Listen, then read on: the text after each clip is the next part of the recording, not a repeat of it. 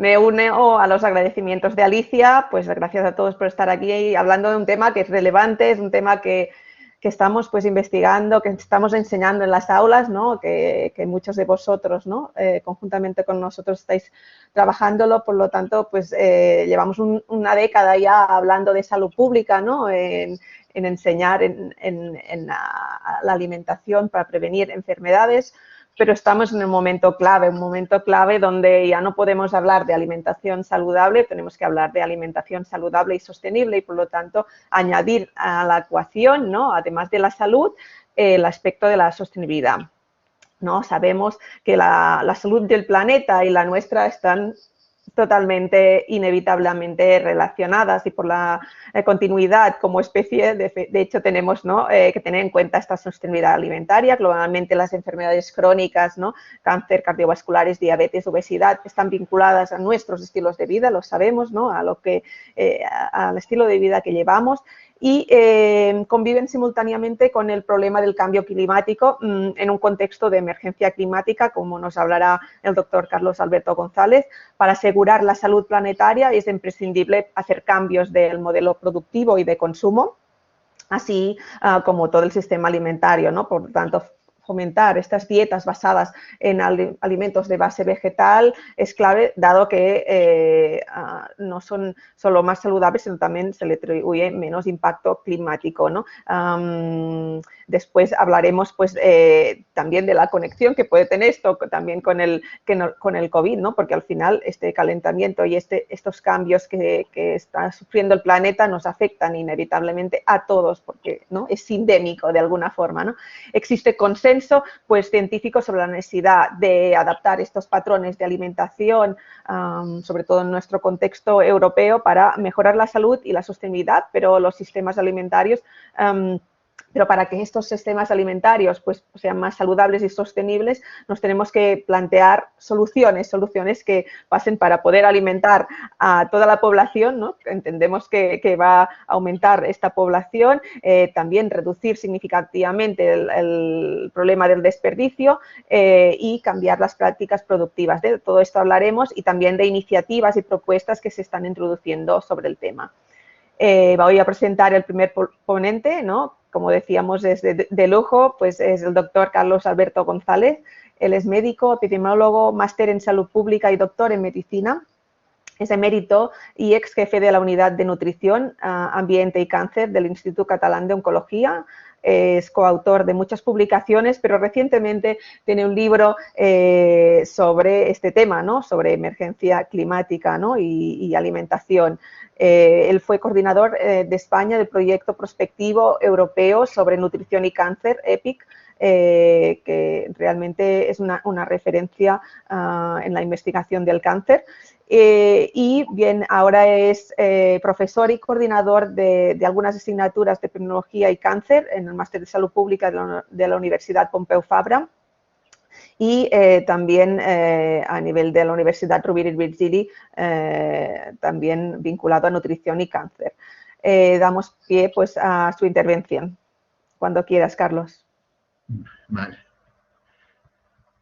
Gracias, Ana y Alicia, por haberme invitado a esta jornada sobre sostenibilidad. Para mí es un gusto y un placer poder participar y colaborar. El punto, digamos, que representa un desafío es poder hablar de la emergencia climática en 10-15 minutos y solamente es posible daros una visión muy superficial y a vuelo de pájaro, digamos, de la problemática inmensa a la que tenemos que hacer frente. Demora para abrirse el archivo, lo siento. Vale. A ver si sale en la...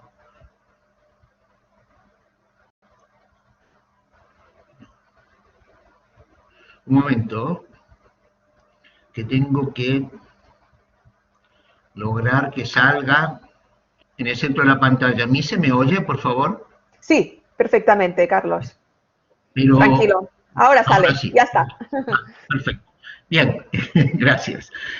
Bueno, yo creo que está claro que vivimos en una emergencia climática que está dada básicamente por el aumento de la temperatura a nivel mundial entre lo que se llama la era preindustrial y la actualidad, un aumento del nivel del mar, una reducción sustancial de lo que podía ser la masa glacial del Ártico.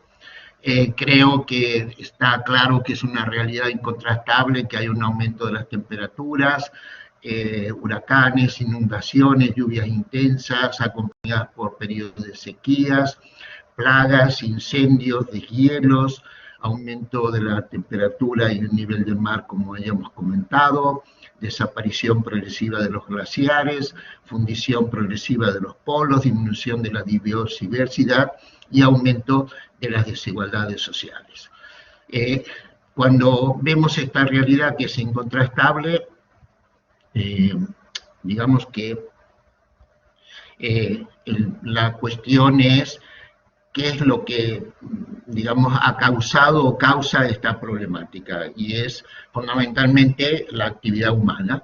Y la actividad humana da lugar a lo que se llaman los gases de efecto invernadero, que regulan el calor que retiene la atmósfera.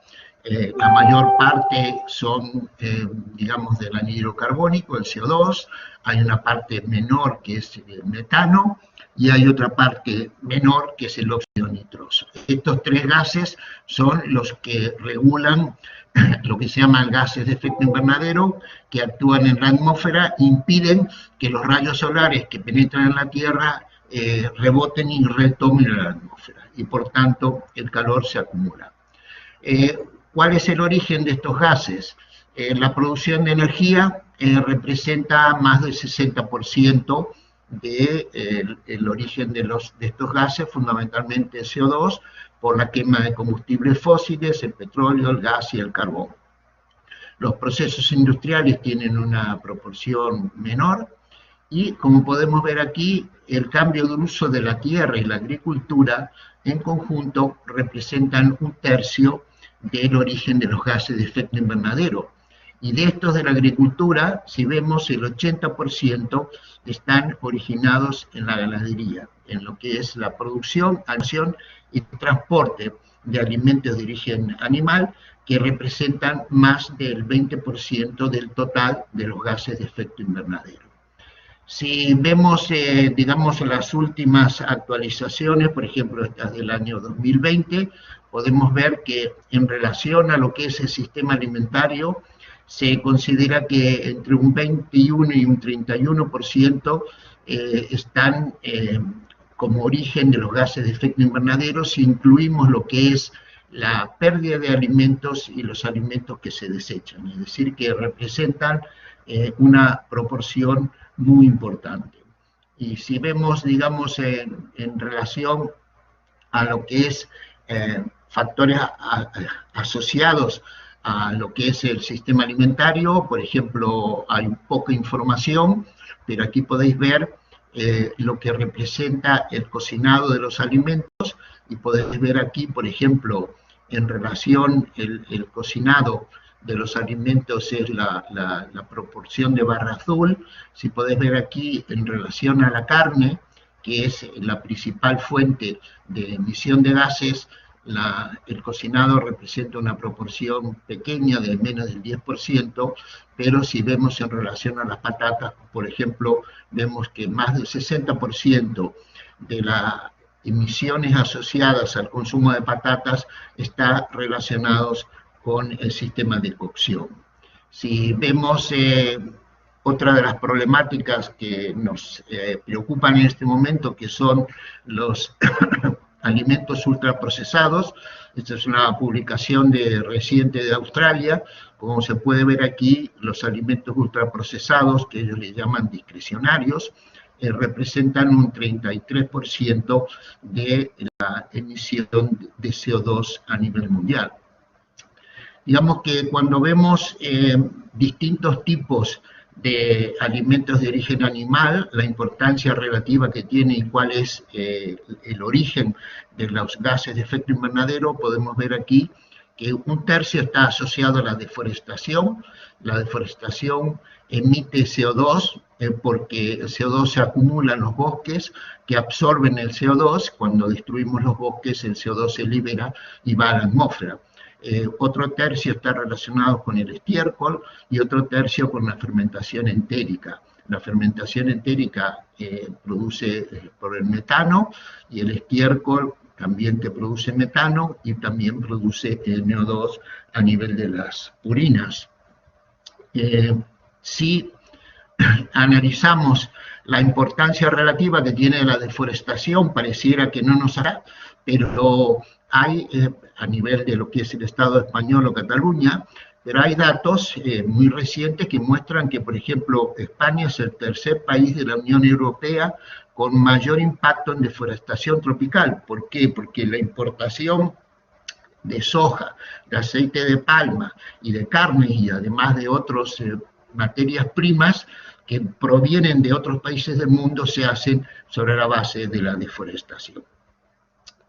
Digamos que de las emisiones de metano de los rumiantes, como podéis ver aquí, casi el 80% son del ganado vacuno y hay una pequeña proporción que es del ganado ovino.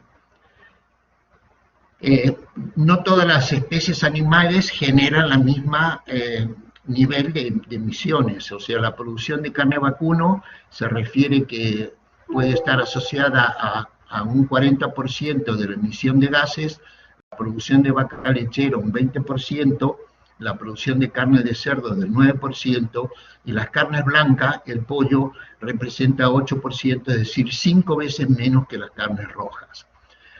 La producción de carne es muy importante a nivel mundial porque ocupa un 70% de las tierras dedicadas a la agricultura, consumen 35% de la producción mundial de granos, producen el 18 o el 20% de los gases de efecto invernadero a nivel mundial, consumen una cantidad enorme de agua. Se estima que se necesitan 6.000 litros de agua para producir medio kilo de carne, y casi el 8% del agua consumida a nivel mundial se destina directa o indirectamente a la cría de ganado. En la industria de la carne, aquí es muy importante, en el Estado español, ocupa el primer lugar en la industria alimentaria y de bebidas, representa el cuarto sector industrial más importante en el Estado, después de la industria automotriz, combustible, electricidad, un negocio que mueve más de 26.000 millones de euros. España es el tercer productor de cerdo en el mundo después de Estados Unidos y China. Ha habido un crecimiento enorme en la producción de cerdos, de 5 millones en el año 60, se ha pasado en la actualidad a 30 millones, es decir, se ha multiplicado por 6, y ha habido además una concentración muy grande en las explotaciones que tenían un promedio de 122 cerdos por explotación a tener casi 500 en la actualidad. El consumo de carne es un problema a nivel mundial.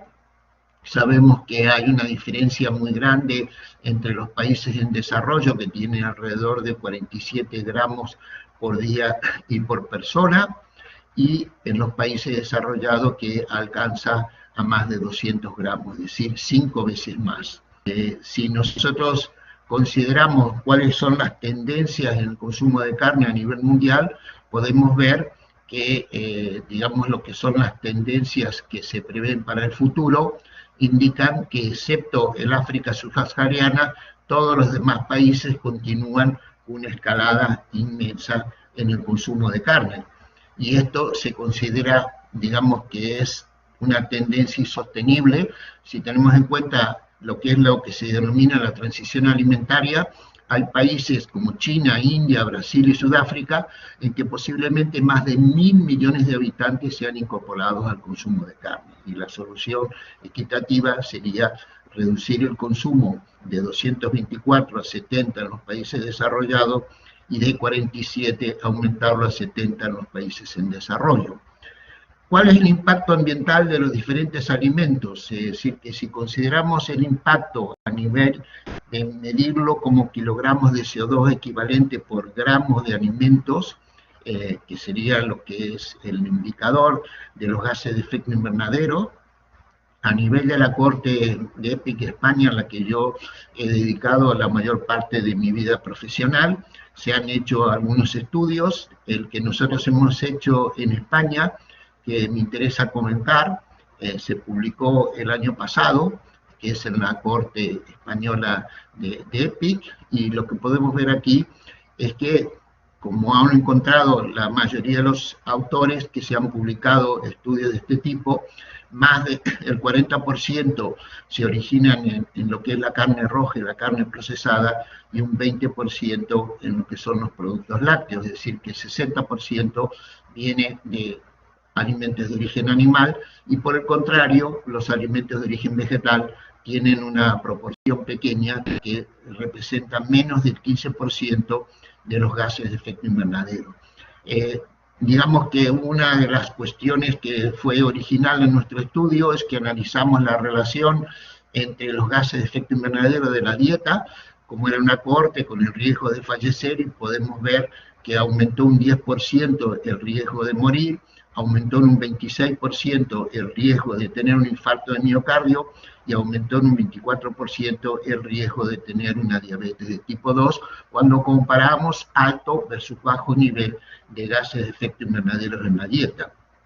Y digamos que, para acabar, cuando se habla de la emergencia climática, muchas veces se hace referencia fundamentalmente al impacto sobre el medio ambiente, pero hay una publicación de Lancet, esta es la última, el report de Lancet Countdown, que es la cuenta atrás sobre el efecto del cambio climático sobre la salud de la población mundial, y como podéis ver aquí, esto es del año pasado, el informe en relación al 2020, se había estimado que había 296.000 personas que habían muerto por exceso de calor, había 1 millón de personas que habían muerto por contaminación del aire, y había casi 1 millón de personas que habían muerto por un exceso de consumo de carne roja. Si sumamos todo esto, representan casi 3.300.000 fallecimientos asociados al cambio climático. Si lo vemos en comparación a lo que es la pandemia del COVID-19, es una cifra de 2.300.000, es decir, es una cifra relativamente similar, de manera que, como podéis ver, desde un punto de vista del efecto sobre la salud, el efecto de la emergencia climática es tremenda. Y como dice Bill Gates, el cambio climático tendrá efectos mucho peores que la pandemia, y yo creo que este seminario espero que sea útil a lo que puede representar medidas que son absolutamente urgentes y necesarias. Y para acabar, digamos, este es un estudio publicado en el Science que dice que las emisiones asociadas al sistema alimentario pueden impedir el cumplir con los objetivos de la Cumbre de París de no aumentar la temperatura en más de 1,5 o 2 grados.